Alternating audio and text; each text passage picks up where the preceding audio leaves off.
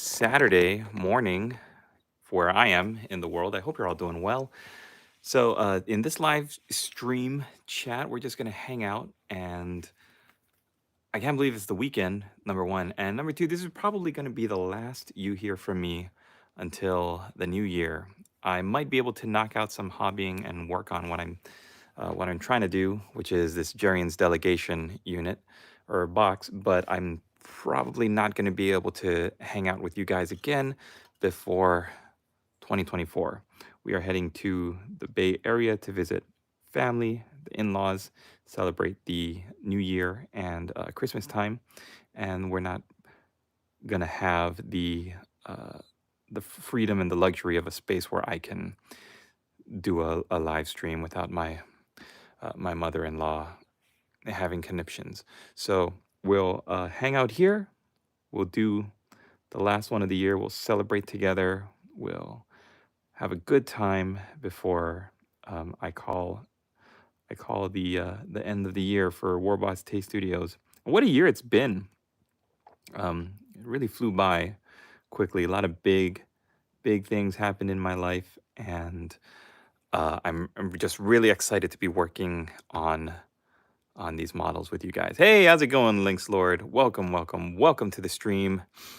So let's talk old world, the old world. I took a look at the factions list again on the Warhammer community website. Who knows how accurate that is anymore? Because a lot of times, they write whatever they get handed, and I'm sure a lot of things change during development or whatever. But we know for sure that the good guy factions are going to be the Empire, Bretonia, the Dwarves, High Elves, and Wood Elves. Yeah, 5 of them, right? And the bad guy factions are going to be Orcs and Goblins, Warriors of Chaos, Beasts of Chaos, and the Tomb Kings. I couldn't remember the Tomb Kings for the life of me. I don't know why. They're the ones with the army box leaked. But it's interesting that those 4 bad destruction armies and the good guy armies are the ones that were um, announced to be within this first wave of releases for the old world. Now that's got me thinking. Games Workshop has to have the rules for those armies solid, right, before they release the game. And they've got to have those army boxes at least planned, whether or not they've already got the artwork and the miniatures set aside for them. You've got to think we're going to have a Chaos Warriors, a Warriors of Chaos, a Chaos Beastmen, and we've got the Tomb Kings box that we know is coming. And what's the other bad guy faction? The Orcs and Goblins, which I'm excited about because I love Orcs and Goblins. They were my first army. So the fact that they were announced to be in this first wave of the old world, it's very exciting because I think what we're going to see are these 9 armies: Empire, Bretonia, the Dwarves, the Wood Elves, and the High Elves, and those 4 bad guy armies. I think we're going to see all of them with their own army box for this first season, quote unquote. And then I think if Games Workshop plays their cards right and this game turns out to be a massive success, we're going to see further seasons which will expand the world of the Border Princes and give us those other armies that we would be missing out on, like the Lizardmen, the Ogre Kingdoms, the Vampire Counts. And I thought it was interesting further down the article, they mentioned Chaos Dwarves as well. So we've got a lot to look forward to for the old world. It's just that the hype is, you want to be careful. Hype is dangerous, right? You step too close to the edge of the hype cliff and you will fall victim to it. But if we manage our expectations, if we study what comes out on Warhammer Community and what doesn't come out, all of the news that we don't see from them, then I think that can kind of be used to gauge what the end product will be. Because I kind of knew everybody was so excited when the first Kislev announcements came out that, oh, wow, they're going to do Kislev. They're going to have the Serena and bears and all this craziness. And that was it. After that announcement and that little drop of artwork, there was really nothing. And from that radio silence, I kind of had my suspicions. I was like, guys, they haven't been expanding or talking about the game about Kislev. Like we might be in for a rope-a-dope if they're taking their resources and they're working on other things. Who knows? I think they fear taking the races away from AOS. Yep. She ain't born. Who's that? The Serena? What's her name? I think they're afraid that people who've gotten the like vampire counts and they ran like a mainly ghoul army are going to be like, okay, I'll cut off my square bases, I'll rebase my entire army so that I can play Age of Sigmar because that's all we have now. They blew up Warhammer Fantasy, and now they say they're bringing it back. Yeah, you're right.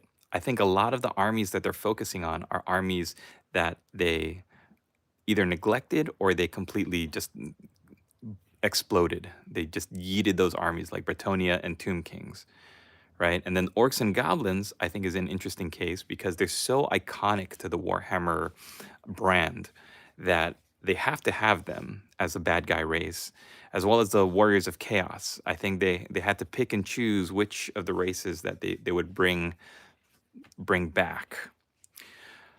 Yeah, they don't want to change too much. I think they don't want to alienate or upset the old-timey players, but it's interesting what they're doing.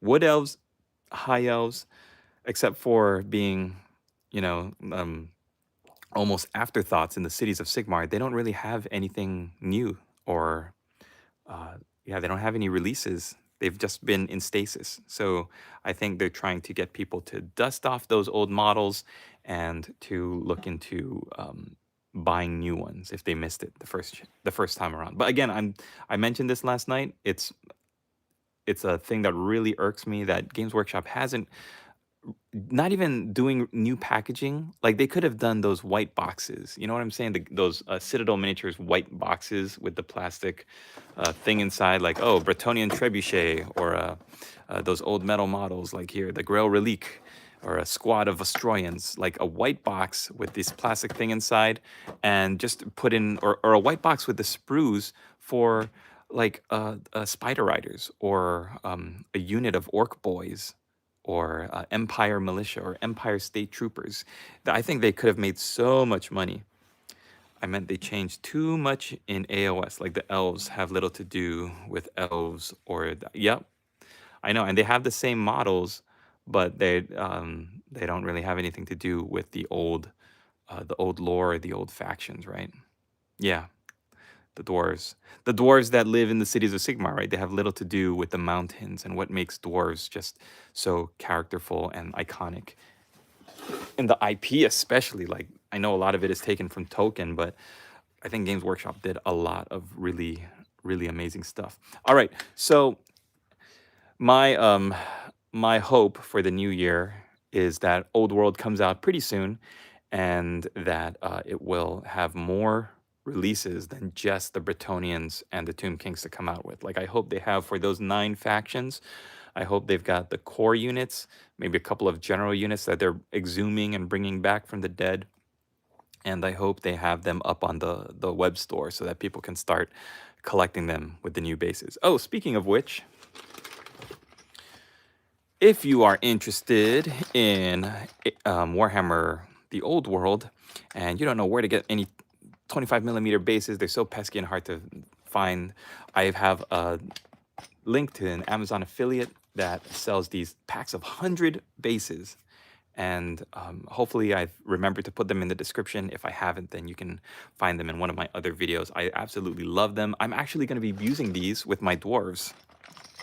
Early February, and rumor is they release 2 armies every other month. I am fine with that.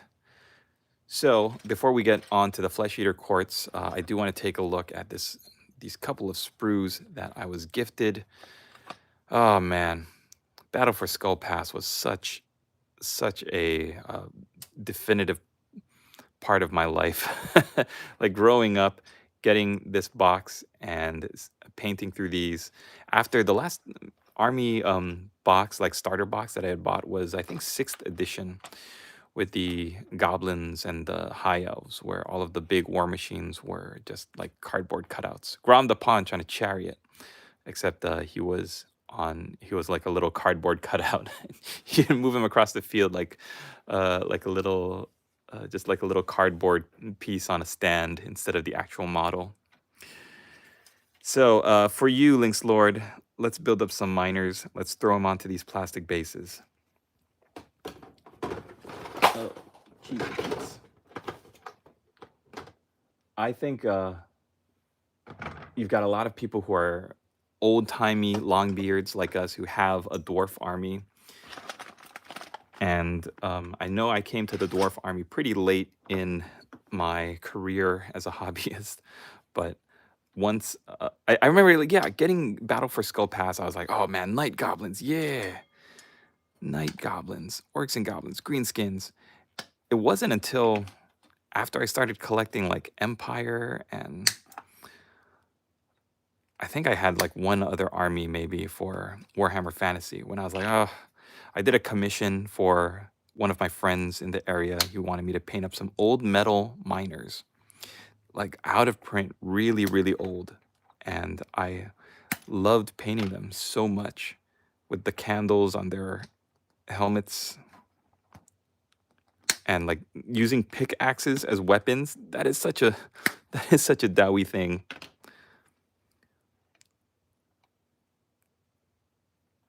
You have my sword and my pickaxe.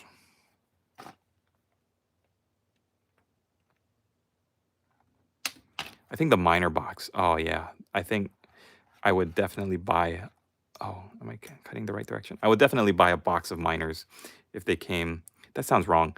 I would buy a box of dwarven mining specialists. If they released them, I would love to own a box of dwarven mining specialists. I think this is a great piece here, this Thunderer's banner bearer, because they're hanging pistols from the banner, from the shield banner, the icon. When you think of what a dwarven standard would be, like all the different iconographies, okay, you got the shield, you got the little circle pendants and stuff, but yeah, to differentiate between the warriors and the gunners, have some guns popping off of that thing. I hope they release the female Dowie unit of Helgar Longplate's personal guard. That would be great. Was that a regiment of renown? I don't think I'm familiar with that one, but I think I did do an unboxing a couple years back of the Queen, what's her name? Queen Helga? Was she Queen Heligar? So I guess in Battle for Skull Pass, how many you get? 2, 4, 6, 7. Is that it? I think it should be an even number, right? There should be 8. Am I missing? 1, 2, 3, 4, 5, 6, 7, 8. Yeah. Oh, here's a standard. 1, 2, 3, 4, 5, 6, 7. Oh, I guess I am missing a. There's a musician. I remember him. He's got the horn, the standard bearer. I think the champion is the one with the lantern. 3, 4, 5, 6, 7. Okay, so I guess this one was missing 1. We'll borrow it from this other sprue. I was very fortunate enough to have a viewer send me these 2 sprues. And one of my patrons, longtime patrons, sent me the Night Goblins part of the game. So I'm actually pretty close to having everything I need to play an actual game of Battle for Skull Pass. Do you think anybody's ever played the actual scenarios in those starter kits, or just buy them for the models and the rules for the new edition? I saw it was an interesting read on Twitter. Do you guys remember Games Workshop released for the Horus Heresy? They released the Battle for Calth, which was the first one. Everybody had big hype. Oh, plastic Heresy figures, right? And then they did the Burning of Prospero, which also included the Sisters of Silence and Space Wolves and Thousand Suns. And I remember everybody just wanted those minis so bad. Like, oh, you get Ahriman, and a Space Wolf leader, and they were just really fun models. And somebody on Twitter was like, did anybody actually play the scenarios or the missions for Battle of Calth or Betrayal at Calth rather, and Burning of Prospero? Or did everybody just pick up the models? Because I know I picked up the box and it's still in its shrink wrap. It's like one of the persistent regrets of my pile of potential. Just realized these guys are on slaughter bases. So what I'm going to need to do is cut that off and then glue them onto the 25s. Geiger Fellhand, that's it. Yep. Gargor. I'm having a existential crisis right now because in my head, I think the Dwarven faction should have miners, mining specialists, right? They wouldn't. What I'm debating is that if Games Workshop decides that in the Dwarf army, the mining specialists are not going to be in the army book, then putting them on 25mm squares would not be prudent because they wouldn't be usable. Then I couldn't sell them to somebody who wants to use them to play 8th edition. I'm going to take a gamble and say that they will be usable because also I don't have any square slaughter bases for 20mm dwarfs.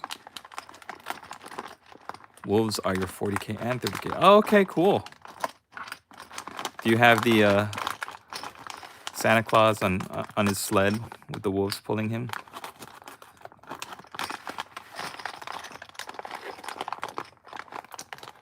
This is a great sound. I'm sorry. Okay, I'm gonna stop fiddling with this back. 2, 4, 6, 8. I remember when they had their refresh, and then they got that flying bus, that flying block of plastic, as well as the Logan Grimner on his Santa sled. That was such a great refresh.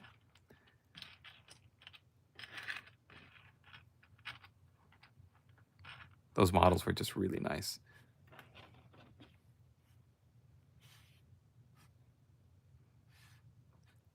Oh, you know what I could also do? Death Wolf, so it's Thunderwolf Riders under Harold. Oh yeah, that's the one with the insignia on the shoulder pad is the wolf howling with the red moon, right, or the white. I forget exactly what the colors were, but I thought that was like a really awesome insignia. I think also I'm gonna need stronger clippers if I'm gonna be cutting these guys off. These clippers were like the cheapest ones that I could get at the hobby store, and they're really starting to show. You know who makes some really good clippers? Army Painter. That spring is very strong, really nice. See if I've got mine out.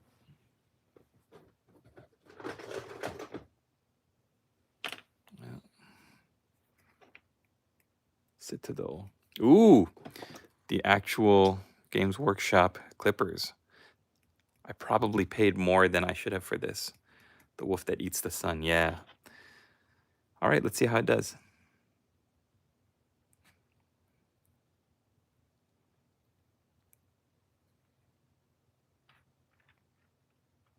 Yeah, I think I'm gonna need something a little bit more heavy duty. I think this is just really for clipping miniatures off of the sprue. So,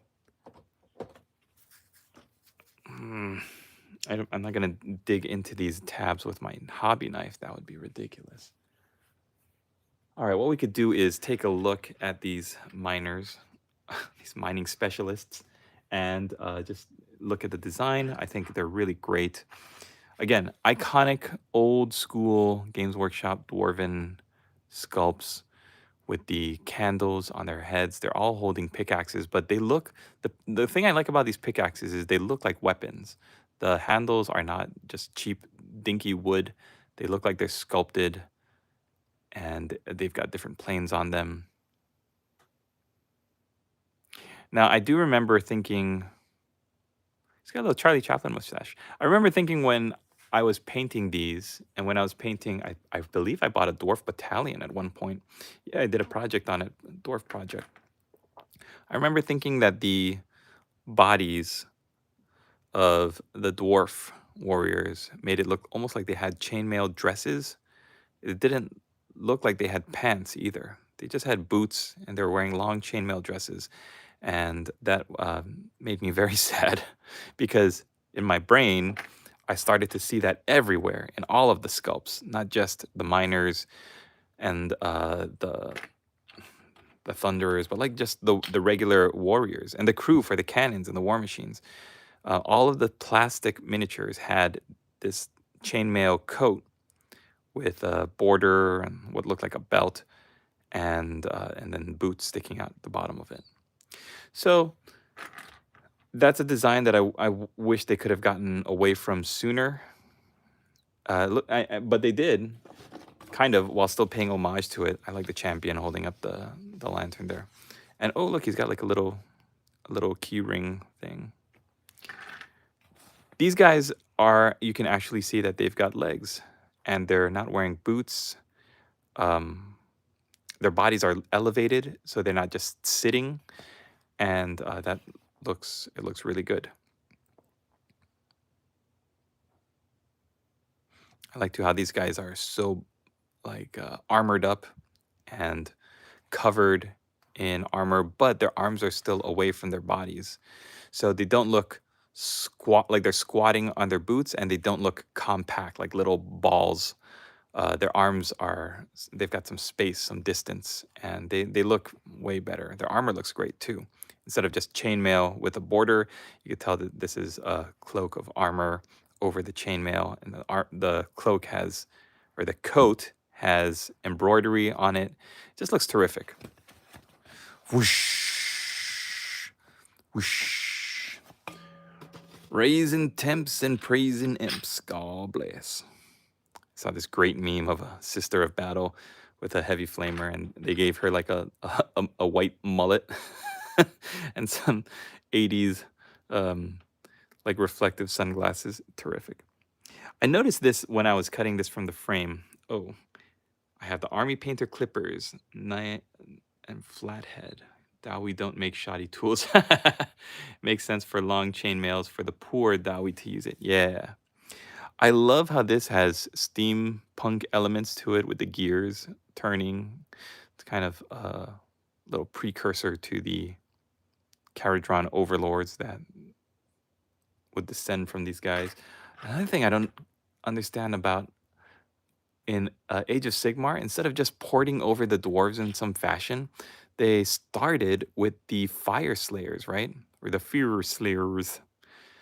And they're just like, oh, what did people like about dwarves? Slayers. Okay, let's just make an entire faction of Slayers. And what's their deal? They're greedy. They like to take contracts for money, and they're all about lava. Like, I was like, who wrote this? Did AI write the Fire Slayers, or my 8-year-old nephew? Woo! Oh, it's an air valve. Oh, okay. Like my lady boss played trombone. Don't tell her. Oh my gosh, don't tell her I told you that. She'll get so mad at me. You told your viewers that I played the trombone in high school? And what's this hair doing? Stray hair on my finger. And we found her trombone in the garage while we were cleaning. And I was like, play me a tune. Play me a tune, babe. She was like, I hate you. Okay, mining specialists. Fantastic. I can't wait to build these guys up. I think I am going to, you know what? I'm going to port them all over. Everybody gets the 25mm base treatment because the old world is coming. And if the dwarves don't get miners, then that's okay. They'll still gonna. I'll count them as warriors, and I'll put them side by side with the maybe the two. What's the double-handed weapon guys? The hammerers. I'll count them as hammerers. Yeah. Yeah, I know. That's what I said. I think it's a cool instrument too. I think it's just not I don't know. It's not. I'm not gonna speculate, but if I was a lady, as my wife is known to be, and I played trombone in high school when I was still a teenager, then maybe I would not want to be associated with it anymore. You know what's crazy though? My dad played trombone. He was in like some marching band, I remember, as yeah, or great axes, playing the trombone. Okay. I was thinking, why not paint some guys? You might have noticed that I took the ghouls that I built yesterday and I spray primed them in what I believe is any flesh eater court's best friend. It's my can of Death Guard green spray. I literally just did a pass over everybody with the Death Guard green spray, and it covered really, really nicely, as you could tell by the membrane on the wings. And then today, during my Paint With Me Pomodoro video session, which you can check out, it's a half hour of painting and hobbying that you can take part in, just get whatever you want and hang out. There's like no talking. It's just you can look up and see me on the screen doing this and work on your own hobby at the same time without any distractions. It's just pure straight hobbying. I put the shades on my ghouls here. Now, this is just 10 of the 20. I'm going to be building 20 of them in total.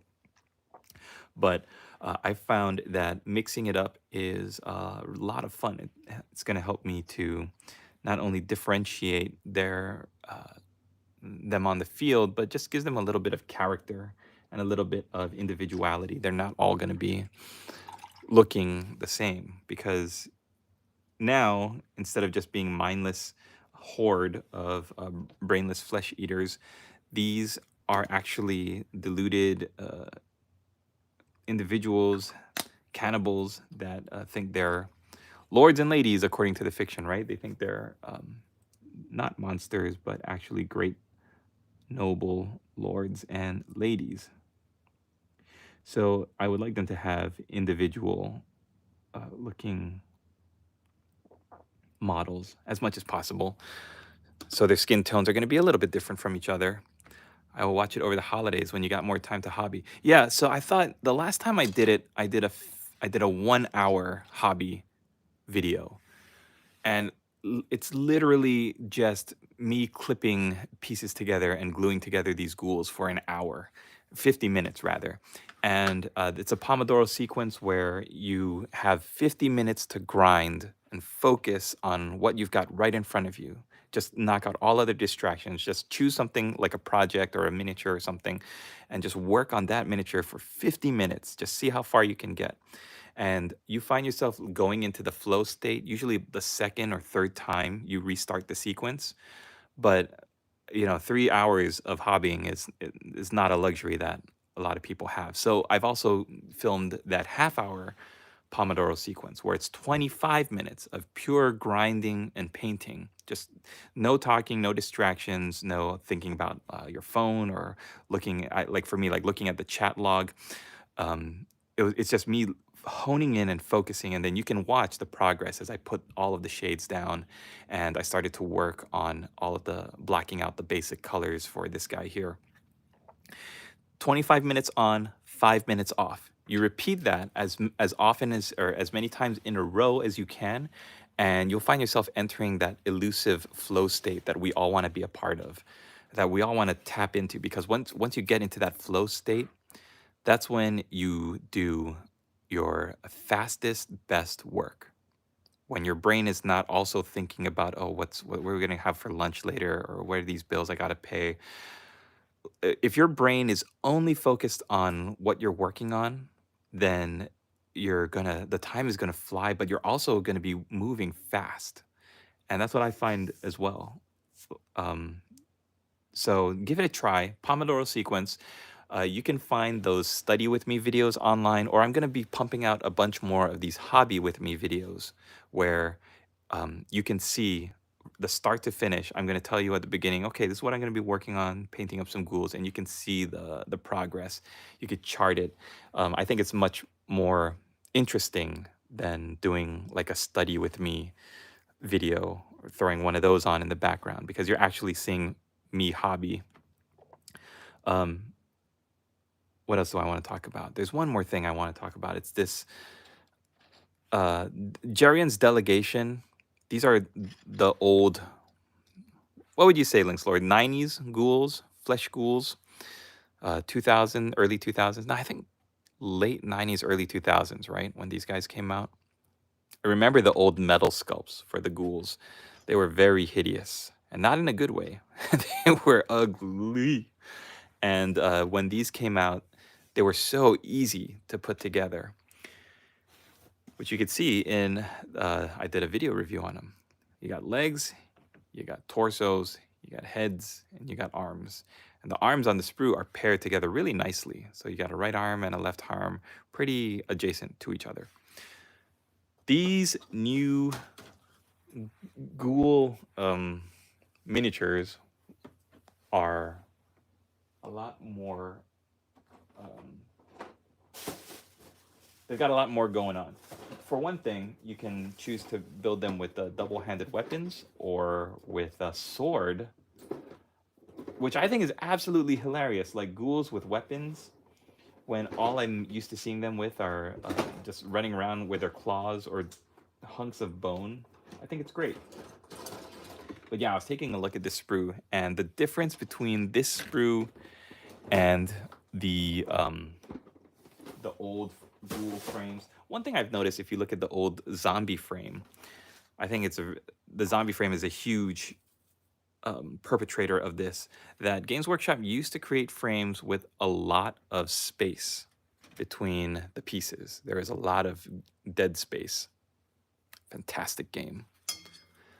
The first and the second one. I don't believe the third one exists.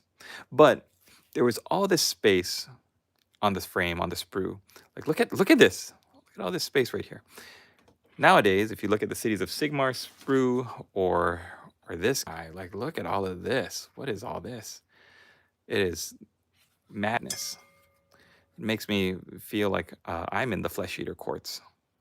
And there's just so much. But, and another thing too, they've all got the numbers. The numbers, Mason. The numbers. And they're nowhere near each other. Oh, boy.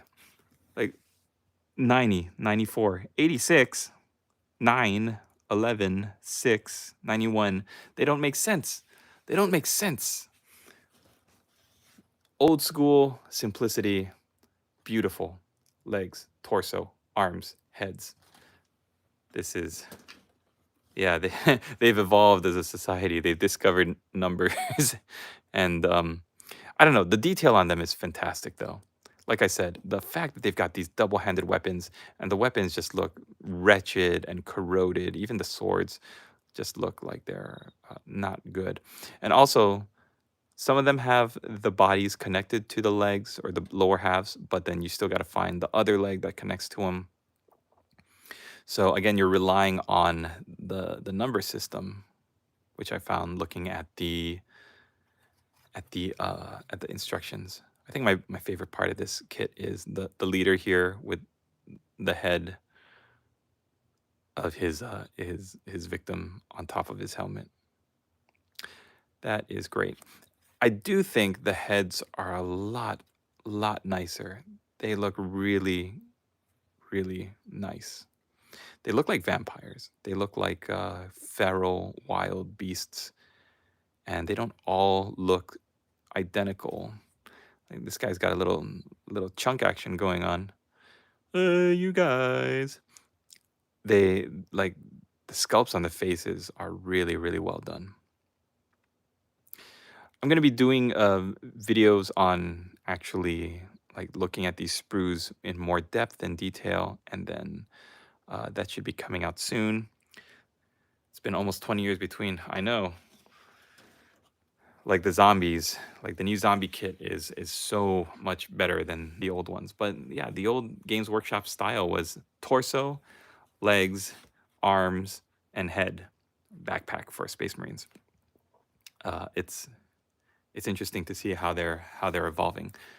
All right, so that's gonna wrap up my discussion on Flesh Eater quartz. I'm still gonna be working on them. I'm gonna build up those other 10, make a big, fat, chunky unit of 20 flesh ghouls. And Super Igor, is going to be getting more of his paint job done, and the other two with wings, and then the other two without. And then I'll be doing a painting video on Jerrion, my wayward son. I think this is a really great model. Not fun to put together, not fun at all.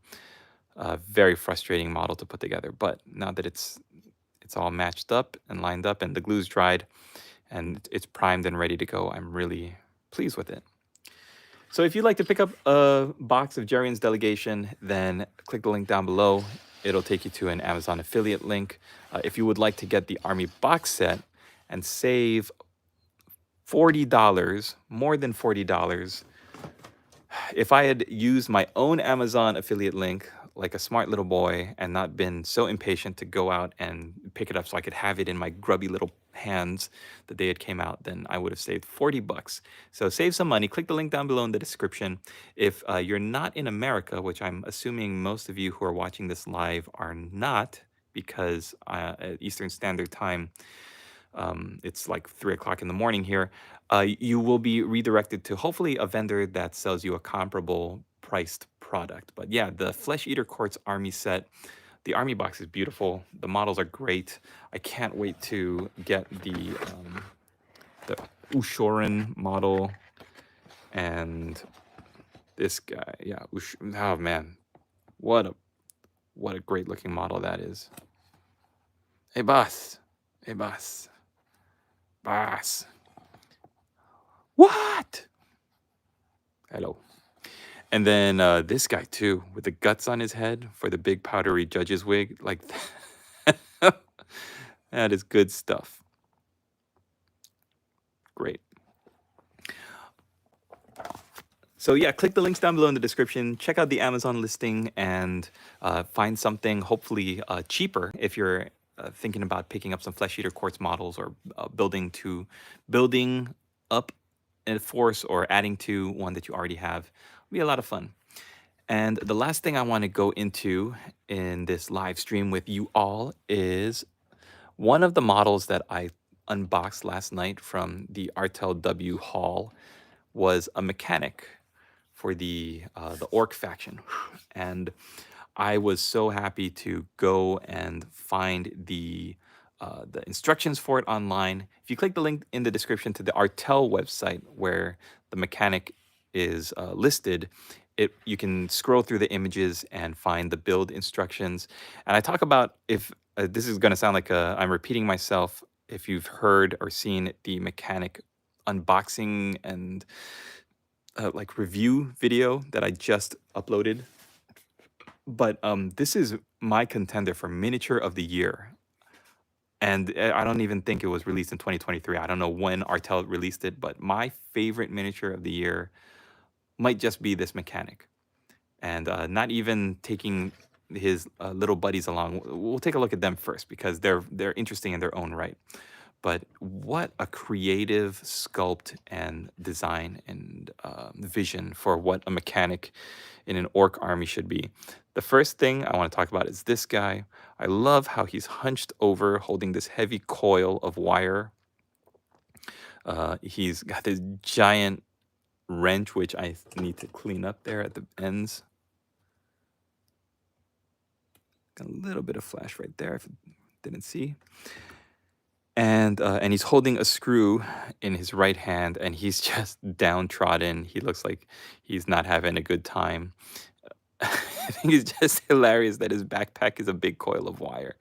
Okay, so he's actually the least interesting of this set. And also, I forgot to look at how much the models cost. So if you look at the unboxing and assembly video, a Games Workshop Mekkanik, I'm not sure where it runs where you are, but I saw one in my local hobby store for 40 bucks. It was like $39.99. This figure is $35.99 if you go to Artel website. And it's in resin. The Games Workshop one, the new Mekkanik model, is like monopose, I believe, and it might have some options for a weapon, a pistol weapon, but the fact that that one doesn't even get two little buddies, these guys have, this one has like these two assistants, is just it makes sense to me. Like, why not get this and paint it up and share it on the like on the gaming table and have everybody say, "Where did you get that? Look at this robot squig." The fact that look at the gear shift in his hand. He's in his little cockpit here, and the gear shift like slots into a little like a gear shift port. There's a flippin' pedal down there that looks like the pedal to an actual like race car. Everything about this set is amazing. This whole sculpt is fantastic. I love I love when somebody can take the creativity of an orc, what I believe to be like an orc army, the things that make the orcs interesting, the fact that they ape and copy a lot of the Imperium. It's just like so it makes me so happy. And I think I mentioned this in my video, but building this mechanic made me remember how much fun it is to build and just have wacky fun building models. And a lot of them models like the flesh eater quartz are like serious and grim and dark and spooky, and this just looks hilarious. Reese, welcome. They do look really nice, lots of detail. I'm glad these models have all their arms. Oh my gosh, don't remind me. I made a cut of that video, right, and I re-released it with a new voiceover. But man, I think the moment in the original, if you go back to the live stream when I unboxed that Tomb King's Lich Priest, the moment when I realized, wait a minute, where's his arm? And like I feel my soul leave my body and just go flying around because I just don't want anything to do with that model anymore. Like the fact that that model is, did I put it away? I hope I didn't throw it away. That Lich Priest, I wouldn't have thrown it away. I'm just joking. That Lich Priest model is, it's made of resin, right? Fine cast. And this is made of resin too, but it's so clean and there's so much detail packed into it. That bendy staff, yeah, yeah, man. Like that reminds me, like it's funny. Like I have instant flashbacks to the Ogre Kingdom's Executioner that I got, or the Fire Belly and his staff. And in fact, the Fire Belly's entire body was like mold shifted, so that half of his body looked like a millimeter off from the other half. It was just the worst experience.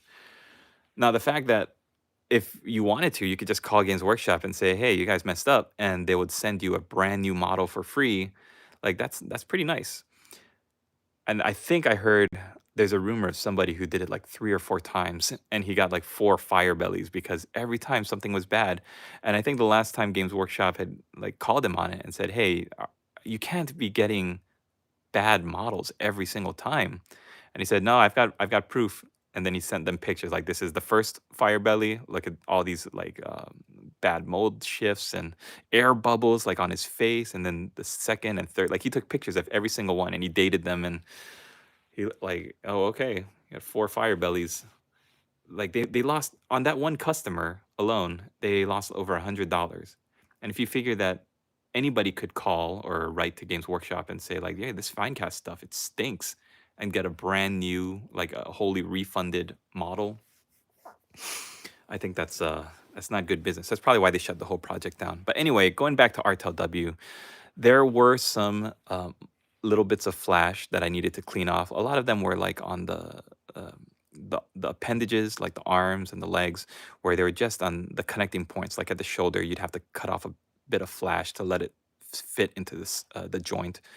But overall, I mean, what a joy it was. After last night, after my experience last night with the fine cast, what a joy it was to put this guy together. And I really wish I had taken some pictures or some video of all the bits in the bag. But if you saw the live stream, you saw me unbox this miniature. You saw what they kind of look like. It was just a lot of bits, and I wanted to just showcase the finished product, and then let you guys see it from there. So you'll see this in the unboxing video as well. But since I've got you on the live stream, these are the extra bits you get. So whereas Games Workshop's new character models, a lot of them are monopose with no options for anything different. But if you're an orc collector, and you have a collection of orcs, then you'll know that we love to do conversions and different uh, like we like to have just full bit boxes all the time. We're all mad maniacs, mechanics in the orc culture. So you've got this drum-fed, double-barreled orc hand shooter pistol, terrific. And I love that all of the, what are these things called? I couldn't remember what it was called in the video. They're like the slides for guns. Action? Are these called the action? I don't remember. But the fact that they're screws is what I'm saying. It's hilarious. I love it. And here's the hand flamer with a big chunky promethium tank and the piping that leads to the flame unit. You got an extra goblin head if you want to use this for one of your other grots. He's got a little helmet with a little spike on top.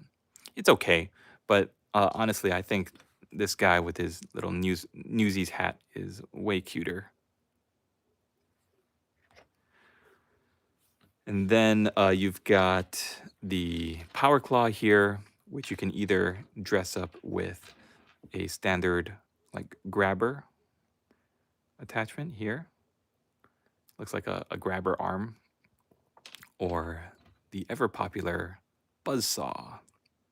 Yeah, so check out the video where I talk about the model in depth, and hope you guys like it. This is the other alternate head with the welder's mask, which is also pretty cool. And I love the fact that it's not covering his face really. Like you could see that he's either screaming or laughing in joy as he goes about his day. And the fact that he's got all these like folds on his neck and these like sutures from some surgery he must have had. I love the fact that he's not a big, beefy orc. He's a fat orc. He's a fat orc just doing what he loves. And instead of giving him guns, I gave him a screwdriver and the power wrench. Or yeah, a power, what's it called? Pliers? No. Is this a wrench? The fact that he's got like power going to it. It's just like a wrench. It's like a simple tool. It's a hand tool, but he's got to juice it up because that's how orcs are. And the fact that this is not even like a power screwdriver, it's just a screwdriver. It's a flathead screwdriver. He's going to work. He's a busy guy. He's got a lot of he's got to work. It's hard work being a mechanic in the orc army. I had an Empire Knight champion in Finecast. His helmet looked like someone dropped a cannonball on top of his head. Yep. Yeah. I think the model's name was Kurt Helborg, champion of the Empire, Kurt Helborg. I know the one you're talking about. Yeah, if that helmet is messed up due to like a miscast, that's not fun. Captain Kurt Helborg. Yep. Oh, you beat me to it, Lynx Lord. It looks like a pipe cutter. Oh, this one. Yeah, you're right. Pipe cutter. And the fact that he's got like brass knuckles, but they're just screws with washers in it on his gloves. Everything about this model is so much fun. And the Artel W Miniatures, their orc characters, they're all like this. There's a medic I'm going to build up for you guys. He's got like a little grot orderly holding, I think, a pan with a surgical tray with some needles on it. And he's walking around and he's carrying an orc over his shoulder with like a dismembered leg or like two dismembered legs. And the orc is like kicking and screaming because he doesn't want to go. He's like, I want to fight. I'm fine. Put me down. It's only a flesh wound. I'm just excited to build these models, guys. And that's why I asked Artel W if I could become an affiliate with them, because I really believe that their artistry is just second to none. They don't just make big booby dark Eldar women and with nice toes. Like they actually have skill and artistry and creativity and vision. So check it out. Head to the link down below. I'll keep building up what I got and we'll show them off for you guys. So, as I mentioned, this is going to probably be the end of the year stream for me. I don't think I'm going to make it back tomorrow night, which is unfortunate, but I think that's the way it's got to be. Tomorrow night, I'm actually going to be in the Bay Area. We're going to take the trip tomorrow. I'm going to be driving the 2-hour-long drive to the in-laws, and I'm gonna bring what I can, which is probably gonna be these flesh eater quartz models, and I'm gonna try to build them up and paint them up as best as I can. But yeah, like I said, it's gonna be, it's Christmas time, and we're all excited to celebrate Christmas. It's gonna be the last Christmas where my son is an only child. Next year, he's gonna have his two twin sisters to contend with. So we're all looking forward to it, very excited about that. We hold Christmas tonight. Okay, Lynx Lord, Merry Christmas to you. Hope you have a good one.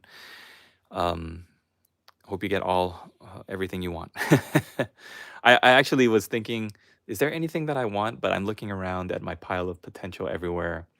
I really want to get the rest of my Jerrion's Delegation painted up to this standard. I think this is a great standard for my ghouls. And then I want to move on to the Flesh Eater's Army box set. I want them all to look like this. I think this is, yeah, it's more sickly green than my Orcs and Goblins. And I can't wait to do it. It's so easy too. I'll share you my simple recipe for achieving this ghoul skin color and everything. So Death Guard Green Spray Primer, it takes away like 80% of your work at the beginning. Then this one I use Coelia Green Shade to give some blue shadows there. Blue shadows on the trail. What is that? Three Amigos? And then I did Rackhearth Flesh for the bone bits. I use Bugman's Glow for any scars, just to give it a different color, because otherwise you're looking at too much green. But some Bugman's Glow on those scars, some brown Steel Legion Drab for the little ties there, and then Dryad Bark or Rhinox Hide for the hair. It's going to give it a brown base. Then you build up the color with Skaven Blight Dinge, so that's a gray, and then you highlight that with Dawnstone, which is a light gray. So I think that's great. Those gray colors on top of the dark brown is really, really nice. Doesn't look like a straight black and gray. It has some color to it.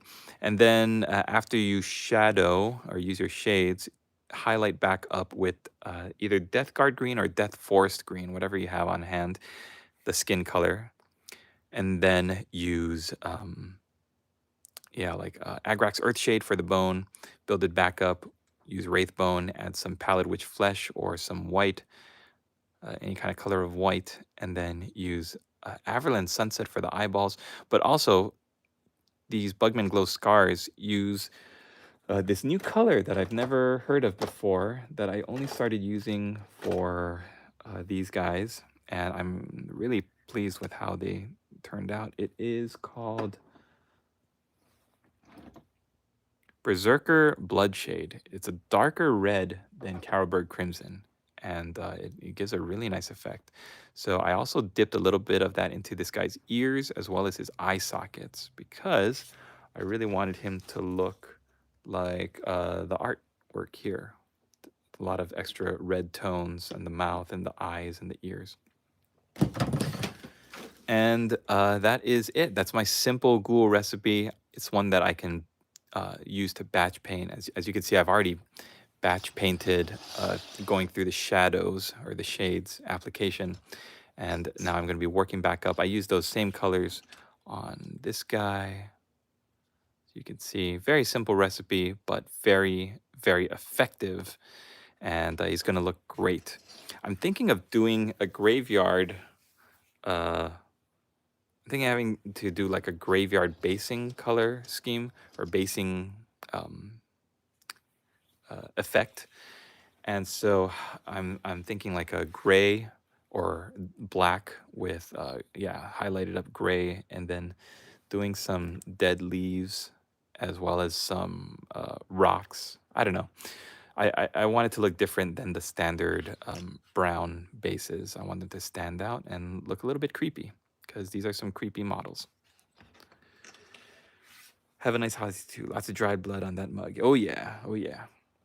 Well, guys, that's gonna wrap it up for me. Not quite at an hour. I thought maybe I could make it to an hour, but my eyelids are already starting to droop, and I do want to get some sleep before I have to head out in the morning. So I hope you all have a wonderful Christmas, wonderful New Year. Thanks for hanging out with me here and on the Discord. Thanks for the comments and hitting that like button. I'm so thankful that I can have this continue to be a part of my life. The trouble with putting the models away when you are in high school, or you know what I mean, when you have to take the hiatus to handle your college and your career and your family, and then come back to it like 10, 15 years later and be like, oh yeah, I used to paint these, I used to play this game in middle school or in high school or whenever. um, the fact that I can still have it be a part of my life, I feel very blessed, and I hope I can continue to paint and model and share my joy of the hobby with all of you. The way that I can do that is by h- your help, with your help, to get me up the algorithm here, just by clicking the like button, leaving comments, and chatting like we've been doing, Links Lord um, and Reese and everybody else who's been joining me on my streams. So thank you for hanging out and letting me share your morning with you. And I hope you have a Merry Christmas and Happy New Year. Check out the links as well below to Amazon for the Flesh Eater Court stuff, as well as the Artel W website. I think you will be very pleased with all of it. Merry Christmas, Happy New Year. Let's get a little group shot with the guys in before we call it a night. Should old acquaintance be forgot and never brought to mind? Should old acquaintance be forgot, and days of old lang syne? Yay! Merry Christmas! Happy New Year! Woohoo! If you're a spicy hot Latina, call me!